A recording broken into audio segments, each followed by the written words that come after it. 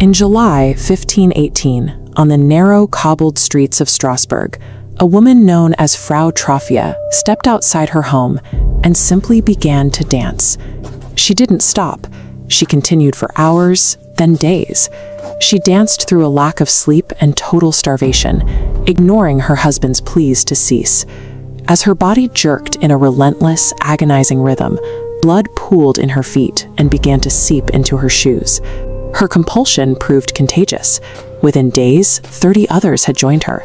Within a month, the number rose into the hundreds. This contemporary engraving shows the frantic, involuntary nature of the movement, and the desperate citizens forced to physically support the dancers as their bodies collapsed. Under the brutal midsummer sun, the dancing became a death march. At the peak of the outbreak, contemporary records claim as many as 15 people were dropping dead every single day, from strokes, heart attacks, and sheer exhaustion. This was a lethal epidemic playing out in the public square. What biological or psychological force could hijack the human mind, forcing hundreds of people to dance themselves into the grave against their own will? Physicians of the era looked past supernatural explanations and turned to the medicine of the time. They diagnosed the dancers with hot blood, a theory suggesting that an excess of internal heat caused the uncontrolled spasmodic movements. To remedy this, the town council ordered a treatment that seems almost impossible today.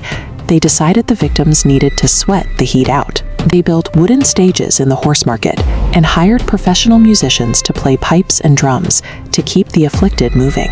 Making the dance a loud, highly visible public spectacle backfired. The constant drumming and the sight of hundreds of thrashing bodies provided a focal point for the mania, drawing even more susceptible citizens into the terrifying rhythm. By applying a flawed framework to an unknown crisis, the authorities actively accelerated the spread. What was meant to be a cure became a catalyst for a full-scale civic disaster. For decades, modern science pointed toward a biological culprit. This is ergot, a dark, toxic fungus protruding from a healthy rye stalk. It grows on the grain used for baking bread, and it remains the leading chemical theory for the 1518 plague. Ergot contains psychoactive alkaloids closely related to the drug LSD. Poisoned victims often experience severe hallucinations and violent muscle spasms, which at first glance seems to explain a town gripped by manic, uncontrollable movements. However, there is a physical reality that the ergot theory cannot account for. The toxin is a potent vasoconstrictor, meaning it severely restricts blood flow to the body's extremities. A victim of ergot poisoning loses critical circulation in their legs and feet. This doesn't just cause pain. It makes the kind of marathon-level athletic stamina required to dance for days on end physically impossible. Because no known biological toxin accounts for this level of physical endurance, it suggests the root of the plague wasn't in the bread, but in the collective psyche of the city. When physical symptoms arise without a clear biological cause, historians and psychologists look toward a phenomenon known as mass psychogenic illness. This is a state where intense, sustained psychological pressure manifests as involuntary neurological symptoms.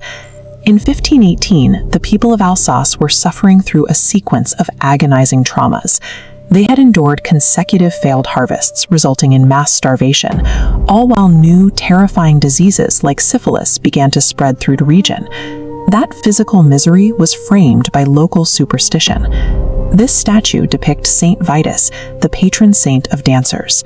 At the time, it was widely believed that a wrathful Saint Vitus could punish sinners by compelling them to dance until they collapsed. The combination of starvation, plague, and the paralyzing fear of a divine curse pushed the population past its breaking point. Their collective psyche fractured into a dissociative trance, mirroring the very curse they feared most. In this light, the dancing plague wasn't a biological infection. It was the physical manifestation of a society's trauma, violently venting itself through the human body. This vulnerability remains a permanent part of the human condition. In June 1999, dozens of children in Belgium were hospitalized for nausea and respiratory distress after drinking Coca-Cola. The incident sparked a nationwide panic and a massive product recall. But when independent toxicology labs tested the bottles, they found absolutely zero chemical poisons or biological contaminants. This medical report details the definitive conclusion. The outbreak was psychogenic. The Belgian public was already highly anxious over a recent food contamination scandal, and that shared trauma converted psychological fear into real physical illness. Whether the trigger is a media-driven food scare or the medieval fear of a vengeful saint, the mechanism of contagion is identical. Human biology has not changed in 500 years. When a society is crushed by unmanageable trauma, the mind has the power to physically hijack the body. Our psychology remains as contagious as any virus.